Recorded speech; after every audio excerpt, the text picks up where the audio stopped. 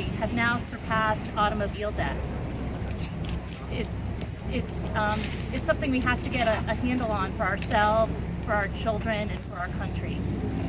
Very pleased to be joined by all these illustrious people behind me. I'm going to hand things over to Senate President Sweeney. Thank you. I want to thank the mayor for welcoming us all here today. And we're here for a reason. We're here to announce that on the 22nd of October, we're going to move to do an override again. When I announced it the other day, I said we weren't going away. Everyone is going to vote on this. No one is going to hide. That day I said on the floor of the Senate, God forbid if something happens somewhere. And unfortunately, God forbid, something's happened twice now. This reasoning, logic, whatever you want to talk about what the Republicans are doing makes zero sense. We shouldn't be worrying about 27 votes, we should be getting 40 votes.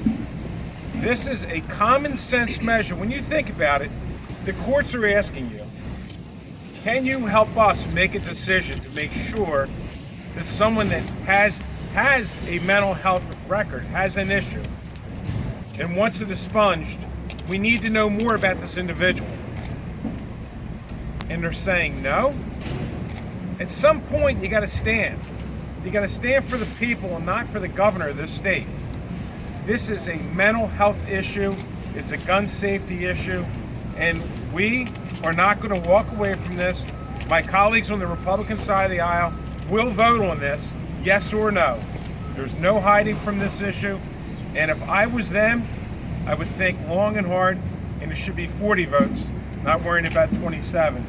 Sponsors say this is the easiest of easy bills, and it was. We got a lot of bipartisan support on it.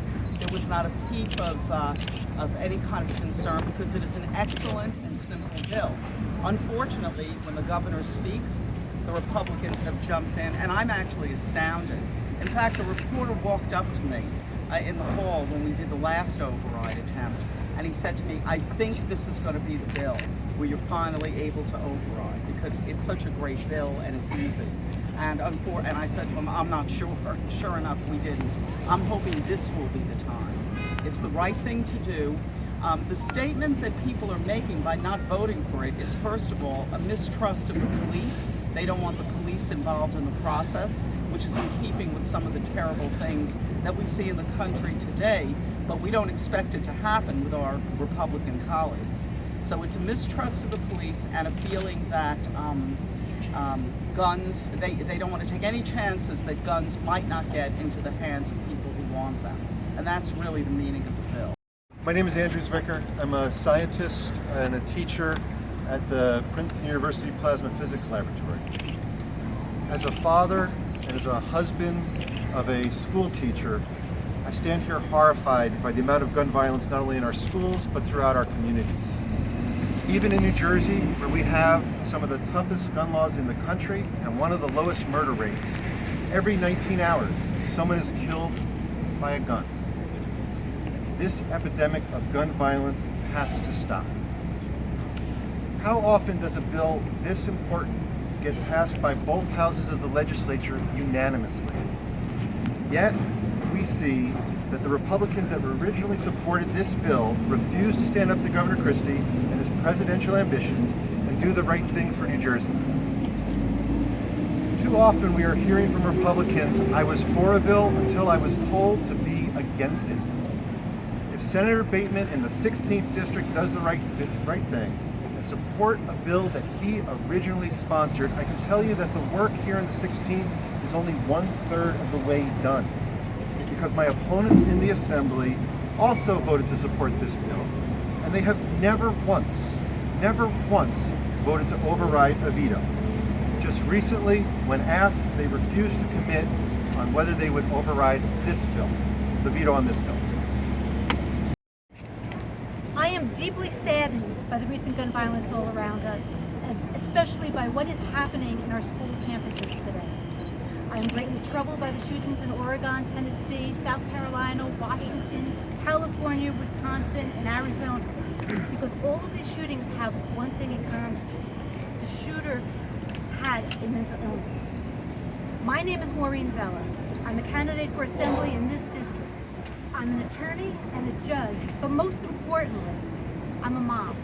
I have 2 kids in college right now. I worry about them every day.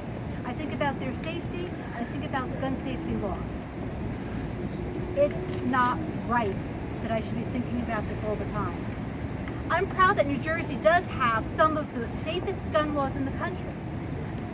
Yet I'm saddened that the Republicans here have put politics ahead of common sense, and safety gun legislation that would keep the guns out of the hands of the seriously mental ill was not passed. They must be afraid to stand up to Chris Christie because it doesn't make any other sense why they voted no. We will press our state senators to stand by for gun violence prevention and affirmatively override the governor's political veto of S2360. After multiple mass shootings on campuses, including through this past weekend, overriding the veto of S2360 has become a bellwether for what is the right thing to do.